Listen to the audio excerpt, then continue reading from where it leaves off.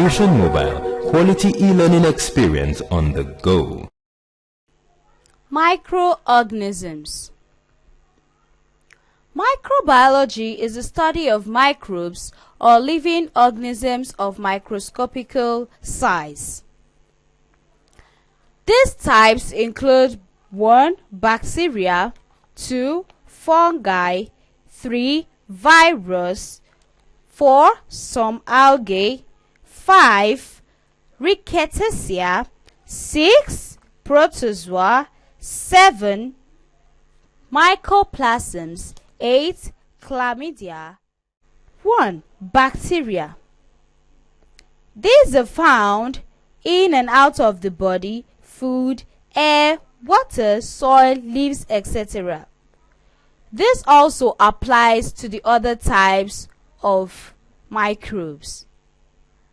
Bacteria. The diagram on the screen describes the various parts of a bacteria. Virus. Virus is any entity whose genome is an element of nucleic acid, either deoxyribonucleic acid or ribonucleic acid, at the same time, which reproduces inside living cells. The following are differences between bacterium and virus. Bacterium are unicellular in nature, while viruses are smaller than bacteria. 2. Bacterium possess cytoplasm but nucleus not definite.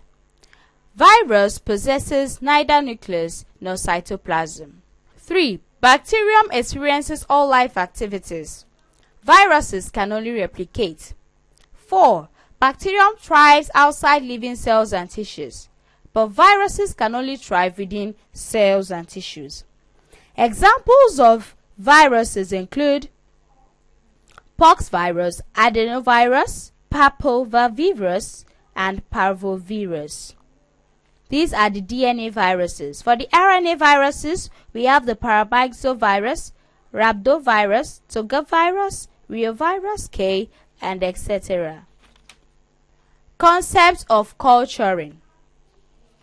Particular species of microorganisms can only be studied when it must have been seen isolated from others by culturing. The culture can be got from feces, swabs, urethra, wounds, sputum, skin, vaginal discharge, pus, urine, blood, etc. All these carry different microorganisms. Culture. This is a technique of growing microorganisms in an artificial environment. The culture medium is therefore an artificial component on which microorganisms can be cultured. The following are places where microorganisms can be found. Microorganisms can be found in air and water, 2. In our bodies, 3. In our food and body. Ways through which microorganisms can enter our body. 1. Through the respiratory tract, 2. The mouth, 3. Through blood contact, 4. Animal bites, 5. Sexual contact, 6. During birth. Through the respiratory tract, microorganisms can come in through inhalation of contaminated air. Through the mouth, one can take in microorganisms through drinking and eating of contaminated food. One can get microorganisms through drugs or blood transfusion. Animal bites could also bring about microorganisms. Sexual contacts can bring about microorganisms through sexual intercourse. During birth, through the umbilicus or vaginal canal, a baby could contact microorganisms. The following are effects of microorganisms on the human body. 1. They produce toxins in our body. 2. They cause fever.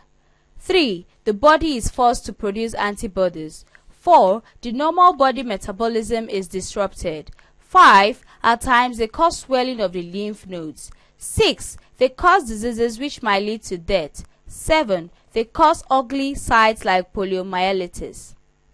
The table on the screen shows carriers of microorganisms.